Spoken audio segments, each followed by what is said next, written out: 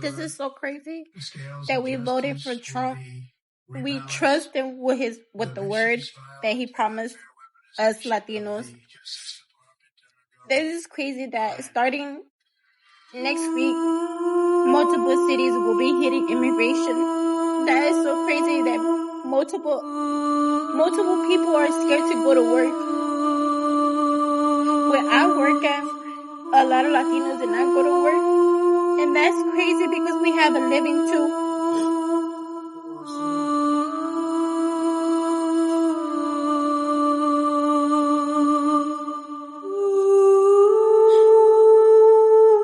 I hate that I voted for him. Now I'm so scared for my family and y'all family. Y'all, we need to come together and do something about this. Citizens of Huntsville, Alabama are receiving a letter in the mail telling them that their electric bill is going to go up by $100 as a result of Donald Trump. Here's the letter right here. If you zoom in right there, you can see where they can't spin this on anyone else. They can't blame the Democrats because it literally says, due to Donald Trump's executive orders ending a federal grant. Because remember, these federal grants are all wasteful spending, and I'm sorry, we had to cut the wasteful spending that is your ability to pay a lower electric bill. Mind you that these are some of the lowest income people in America, yet they predominantly vote for Donald Trump. And they're over there, on their Facebooks being like, yeah, Elon Musk is cutting wasteful spending. He sure is, isn't he? Again, these billionaires will never care about you. They will only care about themselves. But FAFO, my name is Mercedes Chandler. Give me a follow or you won't see my face again. Thank you. Goodbye. As you may have heard, many Cubans with permanent residency may now be facing deportation after having returned to Cuba with their permanent residence card. And this is because when you file for asylum and you are granted asylum, and many of these individuals obtain their permanent residency after seeking asylum successfully, they are essentially saying that they're scared to return to their home country. And so when they did return to Cuba, now they are being flagged for committing fraud. And if in fact you travel back to your home country, whether you're from Cuba or not, if you have asylum granted and you are now a permanent resident, you should be very, very wary of traveling back to your home country and not being placed in secondary inspection when you re-enter the United States. It is obvious that you're going to be flagged, and I've been saying this for many years. You shouldn't even travel back if you are a U.S. citizen and you became a U.S. citizen by way of permanent residency, by way of an asylum granted. At any point, you are subject to a review of that. And if it is determined that you became a U.S. citizen through fraud or a permanent resident through fraud, they can try and place you in removal proceedings to take away your citizenship and or your permanent residency. So let this be a warning for anybody considering returning to your home country after affirmatively and successfully getting asylum in the United States, because this will likely flag immigration and give them a reason to place you in removal proceedings in an attempt to strip you of your status. What's up, folks? Welcome to the channel. I am Fika, so hope you all doing well. Hope you have an amazing time. Please don't forget to subscribe, like, and share this video. Now, we've seen a lot of DT's executive orders. Many of his supporters are now regretting their vote, as these orders have led to job losses, funding cuts, increased energy bills, and many more. Recently, we've seen a lot of layoffs, which have left many federal employees and contractors out of work. Agencies like VA and wildlife response teams are also struggling with reduced staff and funding. This has caused chaos and uncertainty, leaving many without jobs, affecting services for veterans, wildlife prevention. It's a lot of things that are happening. And recently we've seen like energy bill hike in Alabama. So many voters are regretting, the executive order to rescind funding for low-income households has left, thousands of families facing high bills. So, folks, I've got different testimonies and reaction about what's happening, about the regrets.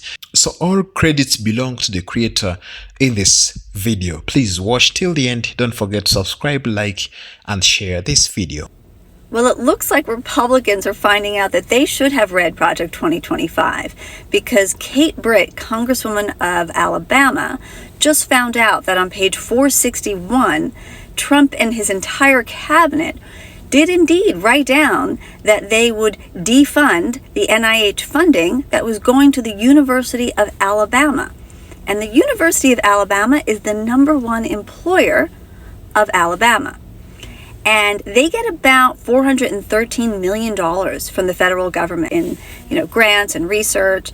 And with that funding cut off, it's really going to hurt her state, specifically white women, because the college actually consists between undergraduate and graduate programs. It's about 60% women who actually attend the University of Alabama. So she's all up in arms saying that we should do some more targeting approaches to cut funding. So she's not okay when we cut funding to white women, who mostly voted for Trump, by the way, but it's totally okay. She didn't say anything when they cut funding to Head Start programs or programs where children of color would get free or reduced lunch. That's okay with her, apparently, because she didn't say anything against it. So we'll see what they do, but looks like they are finding out that Project 2025 was indeed the plan all along. So good luck.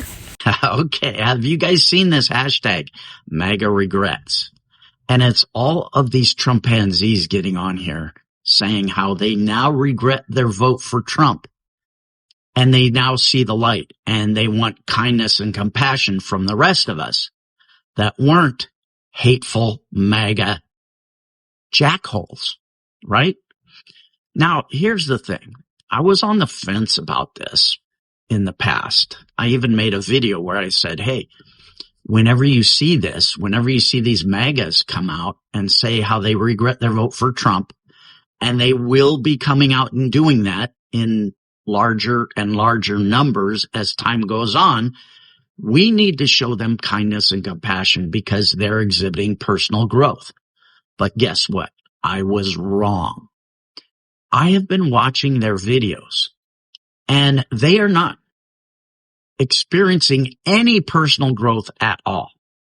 The only thing they are experiencing is personal pain, and that's what they regret. They don't regret the pain that they happily wanted to inflict on others.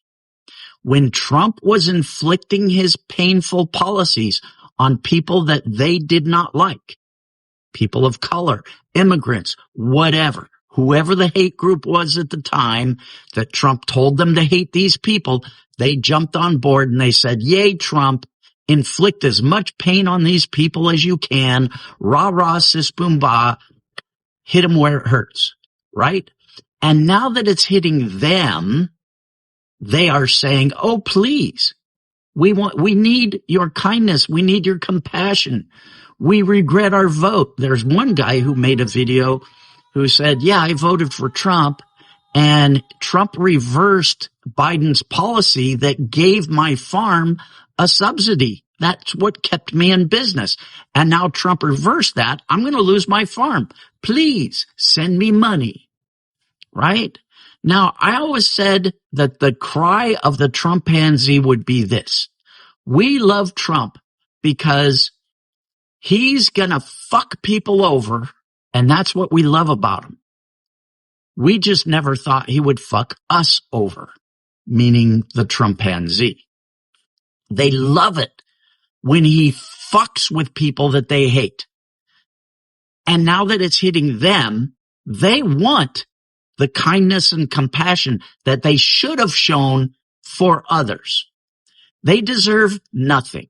They deserve fucko. Like I said, they are exhibiting zero personal growth.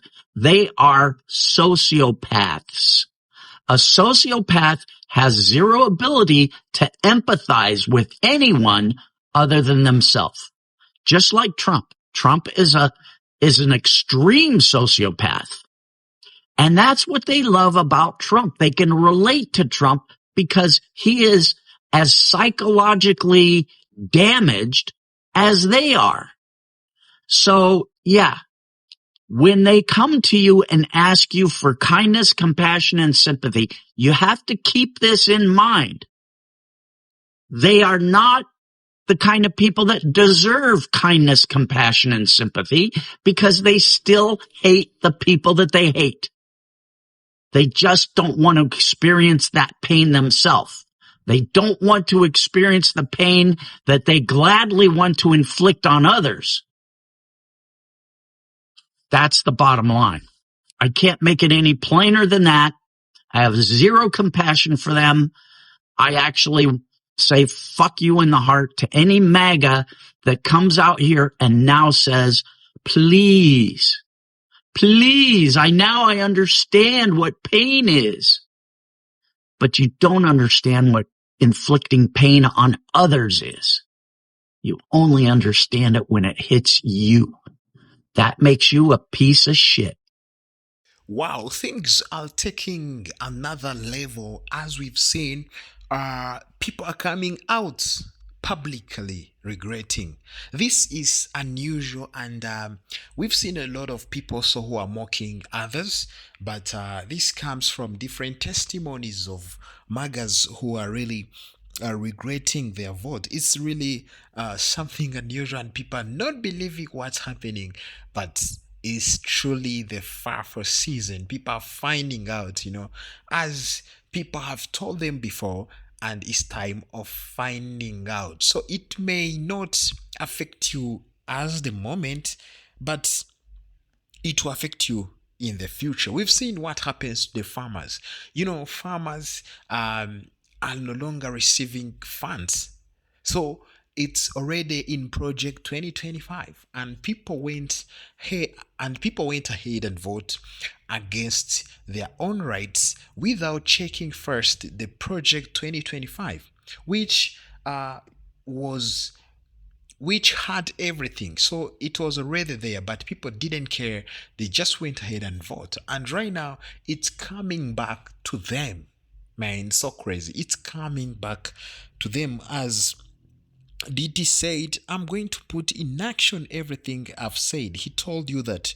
But right now, people are not believing what's happening. They like, for example, from the farmers, they're one of the people who made him to win, but at the moment they are regretting all their vote, man. You see all these farmers on TikTok complaining now about Trump, who voted for Trump. It's funny how people don't care about something until it directly affects them. Countless farmers are on the verge of losing their farms. One guy has a wheat farm. He's already lost $400,000 since Trump's been in office. Another guy has a sweet potato farm, 200 acres. He's already lost $500,000. Farmers in our country are losing their government contracts. The government is reneging on the contracts they already have with these farmers, and these farmers depend on these contracts. The agricultural sector relies on billions of dollars of government assistance for loans, grants, disaster relief, and conservation practices. These programs have been around since FDR. Now, a federal judge already blocked the funding freeze that Trump instilled because it's against the law. But farmers around the country, they're telling us, it's all over social media. They're receiving letters saying the government is just not going to be able to fulfill their contracts. These people are losing everything. They're having to sell their cattle to survive and pay bills. This is only the beginning. We're not even a month in. Trump is not for the middle class, and I'm going to prove it to you. He really just looked at Americans and said no tax on Social Security. We love being taxed on Social Security. It's an insult. If you're a waiter in America, you're going to be screwed because you have no tax on tips. That sucks for you. And if you're working overtime, I'm going to need you to sit down for this one. You're not getting taxed on your overtime hours. He's renewing the Trump 2017 tax cuts. adjusting the SALT cap. He repealed the $10,000 cap, which benefits taxpayers in high-tax states. Dang it, I love paying taxes. He's closing the carried interest loophole, which currently allows private equity and hedge fund managers to pay lower taxes on certain income. Ultimately, it creates a more fair tax system. And I really hate this for Americans. There's going to be tax cuts for Made in America products. I mean, he just really hates Americans, cannot stand the middle class. Recently, we've seen a DT executive order leads to $100 energy bill hike, for hundreds in Alabama, So he promised that, as the president, he would drastically lower Americans' energy bill. We're going to make it a much different place. That's what he said on November 14th speech. So we are going to slash energy costs. You are going to get your energy bills in half. But hundreds of Alabama residents are receiving $100 purchase on their energy bills as direct results of DT's action in the White House. About 250 customers of Huntsville Utilities, public utility company in Huntsville, Alabama, received a letter informing them that the account has been debited $100. Man, this is unusual. So right now it's a FAFO season. People are finding out this executive order have a significant impact on people's lives, and it's clear that many MAGA supporters are now regretting their vote. And what we've seen, it has led to a widespread job losses, funding cuts, increased energy bills. The impact on everyday Americans, it's undeniable, and it's crucial to understand the long-term effect of this policy. Many supporters are now reflecting on their decision and recognize the unintended consequences of these orders. The job market has been shaken. You've seen that, and countless families are facing financial uncertainty. Essential services has been disrupted, and promises, of economic growth has not been realized by many individuals. We've seen numerous testimonies on social media from those affected by the policies, and their stories are stark, reminded of the real world impact that political decision can have. As we said, from different farmers, facing financial losses due to halted food aid purchase, to teachers worried about job cuts, from proposed education budget cuts. You've seen that also. The impact is widespread. Additionally, these immigration policies, which have created fear, and uncertainty within immigrants' communities, and his efforts to dismantle the EI programs have sparked concerns about a potential rollback of progress made in diversity and inclusion. And we are continuing to witness the unfolding effects of these executive orders. It's crucial, and really many people are coming out publicly to regret and express their emotions, and they say we did wrong. But what I can say, or what I can ask you, are you ready to have sympathy to these people? Are you ready to forgive? What are you gonna do? Because some have started finding out, and it's real. They're finding out. There's no jokes here. So are you ready to have sympathy? Because, it's many are coming, and we are going to see a lot of people coming out, express their emotions, saying we regret, things like that. Are you really able to have sympathy to these people? Are you ready to forgive them? Because, man, it's being too much. It's being too much, and people, as of moment, they're not scared to coming out and say we regret. You've seen videos; they are there, but there are also some other people who are not believing this. They are saying, no way, this can't be. No way these people can come out and regret.